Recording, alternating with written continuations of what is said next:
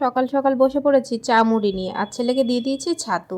যেহেতু শনিবার ছুটি, তাই আমি বললাম তুই একটু ছাতুটা খেয়ে নে, ছাতু খেয়ে বই নিয়ে বসে পড়। আর ওইদিকে আমি রান্নাবান্নাগুলো কমপ্লিট করেছি। তারপর ছেলে স্নান সেরে পুজোটা কমপ্লিট করে দিল। আগে কখনো পুজো দেয়নি, আজকেই প্রথম পুজোটা দিল, কিন্তু সন্ধ্যা দিয়ে দেয়। তবে দেখলাম বেশ ভক্তি ভরে পুজোটা করলো।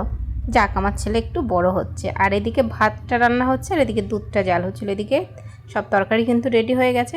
ছুটির দিন হলে কী হবে, 3টে থেকে ওর পড়া থাকে, তাই ওকে আমি স্নানে যাওয়ার আগেই খেতে দিয়ে গেলাম, কারণ ওর খেতে একটু সময় লাগে, আর ফোন দেখে খায় তো সেই কারণে। তারপর আমি স্নান সেরে এসে বেশ কিছু জামাকাপড় কেচেছিলাম মেশিনে, সেগুলোই একটু মেলে দিলাম। আর তারপরে আমিও খাওয়া দাওয়া কমপ্লিট করে নিলাম। তারপরে এই যে ছেলে পড়তে চলে যাচ্ছে, ওকে টাটা করলাম, ও এখন পড়তে যাবে। আর আমি এই যে দরজা আটকে একটা ভাত ঘুম দিয়ে দেবো। তবে ভিডিওটা আমার এই পর্যন্ত। যদি ভালো লাগে একটা লাইক করো, কমেন্ট করো, শেয়ার করো।